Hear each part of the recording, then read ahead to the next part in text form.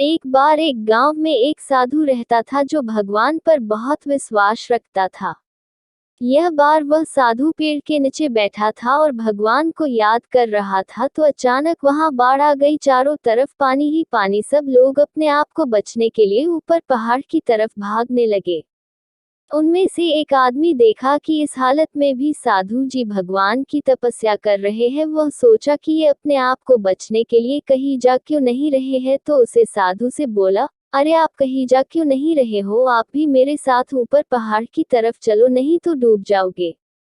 साधु बोले, अरे हमें क्या होगा, मैं भगवान की इतनी तपस्या करता हूँ, मुझे कुछ नहीं हो सकता, मुझे भगवान अपने आप बचाएगा।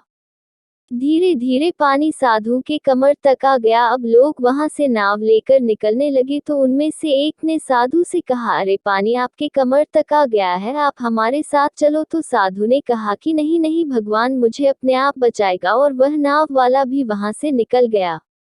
कुछ देर बाद पानी इतना बढ़ गया कि साधु के सर तक पहुंच गया और अब लोगों को बचने के लिए हेलीकॉप्टर निकलने लगे।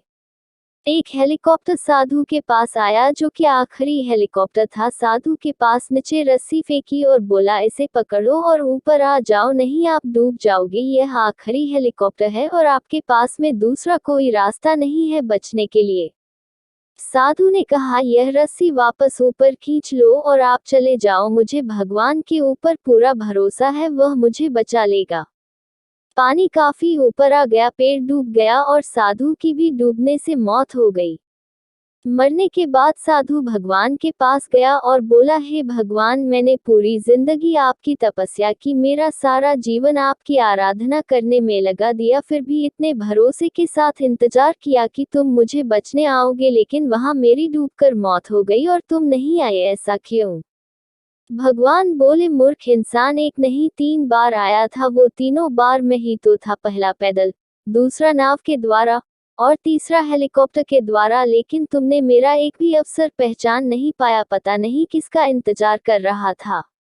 इस तरह से जिंदगी में हमें ऊपर वाला बहुत से मौके देता रहता है, लेकिन हम सब उस मौके को ठुकरा कर पता नहीं किस चीज का इंतजार कर रहे होते हैं कि वो होगा तभी मैं करूंगा, और इस बात पर अड़े रहने से एक वक्त के बाद वो मौका हाथ से निकल जाता है और हम कुछ नहीं कर पाते हैं।